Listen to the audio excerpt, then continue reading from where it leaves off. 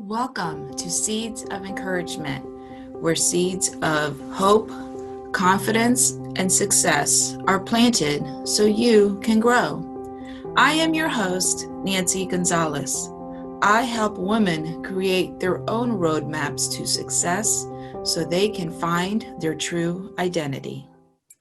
Welcome to the show, everyone. So today we have a very special guest on our show. She is someone that I met through Facebook, and she has just empowered me, and I wanted her to come on the show so she can share some really great little nuggets that I think are going to make a difference in your life. So I'm going to introduce my friend Wendy Rhodes. She is a CEO and founder of Beautifully Integrated with Love. She's an author of a book entitled Blessed, Not Broken, The Journey to Healing.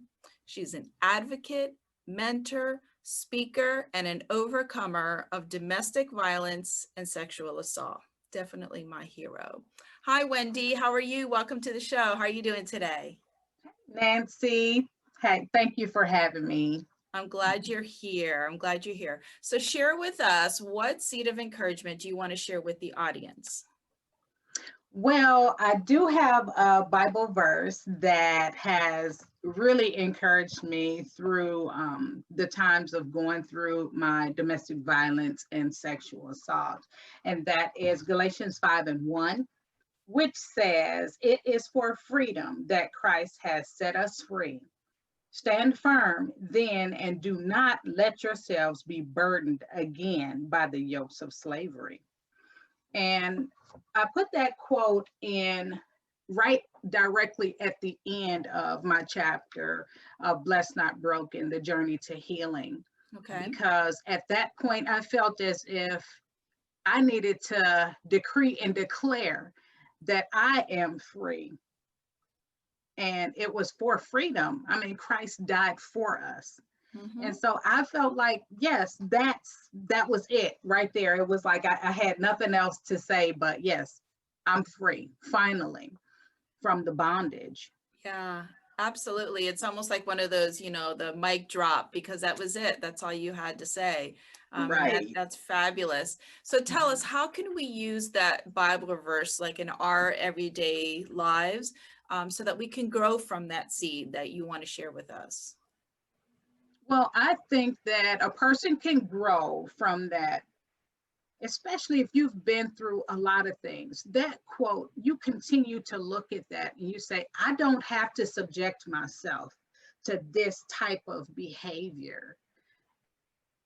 A person has to literally focus on themselves and love themselves enough not to put themselves back into that position. But unfortunately, a lot of times we fall into that because sometimes they say, hey, when you start with this type of person or this type of relationship, that this is what you'll end up doing all the time. But you have to prove it to yourself Mm-hmm. that you can move forward and you can be free from it. Absolutely. And that's probably like the hardest part right there, is becoming free of it. Because as you know, I'm a survivor of domestic violence too. And every time I share my story, I always tell people that the night that I freed myself from that, it was so empowering, and it was so uplifting to know I was never going to return back to that life. So I absolutely agree. And I know that there was another Bible verse that you said you were kind of torn which one to share. Do you want to share the other one with us that's made an impact on you? Yes, definitely. This one is in Matthew 11:28, and it is, then Jesus said, come unto me, all who are weary and heavy laden, and I will give you rest. Ooh, And just sounds so this right peaceful. here is the verse that helped me to free myself. I never realized how real God was in my life Mm-hmm. because when we grow up and we have a God-fearing mother, that's the God that we know of. Is we depend on our mother's prayer and our mother's God. But then when you become older and you have to depend on God for yourself, you start discovering who God is for you. And when you start praying those prayers, then you realize you see God's hand moving in those places. Once I realized how real God was, Mm-hmm. I stopped talking to people and I started talking to God, because I realized, hey, he's guiding me every step of the way. And seeing that he was guiding me every step of the way, and I knew that I was bound and I was weary and I was that heavy laden, and you said you would give me rest. That's the one thing about God. If you start quoting his stuff back to him and saying that you said, God is not a man that he should lie. Mm-hmm. And he was showing proof. Yep, and that's so true. And I had heard a sermon about that once that said, if you remind God, hey, you promised, blah, blah, blah, that God's going to be real good to say, okay, you know what, let me show you what I mean by that. So absolutely, I think that is just, it's so unmarked.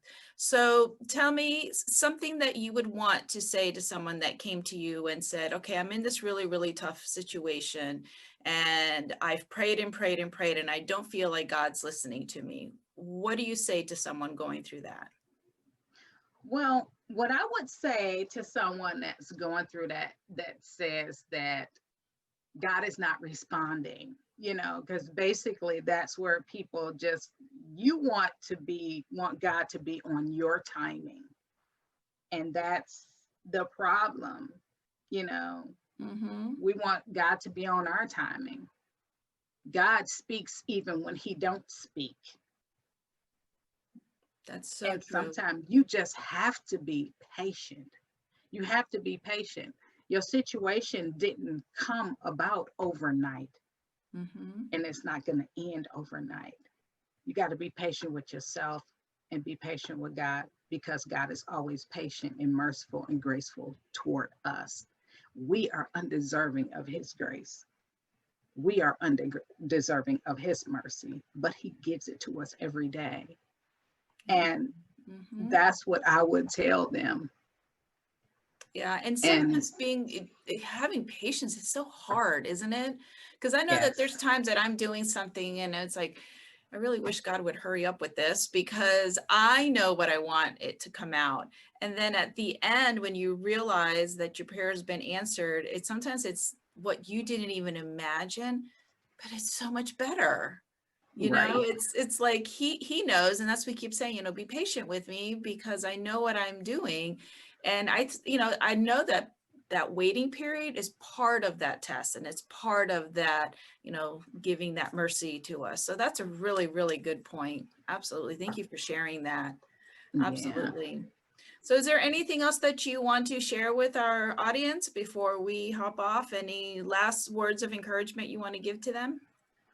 Well, last words of encouragement for those who are going through domestic violence, or that have a friend or close relative that's going through domestic violence. Don't try to be their therapist. Don't try Say to that be their again. Say that counselor. again. Don't try to be their therapist, and do not try to be their counselor. Yes. Be a friend, be a listening ear. Because when you start being their therapist, you start judging. Yep.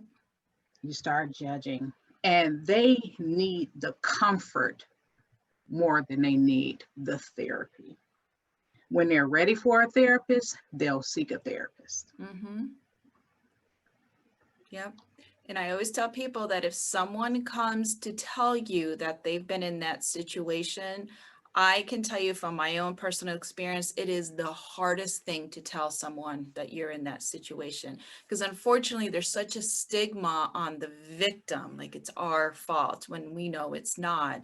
But it's so hard to share it. So I always tell people that when they do, first of all, believe them, trust that it Right. is happening, because that was so hard for them to do. And then exactly what you just said, don't judge them, because it was just such a difficult thing for them to do, that they need someone to listen to them, not judge them, not counsel them, not, well, this is what you should do or whatever. So that is such a good point, and I'm glad that you brought that up. That's excellent. Thank you.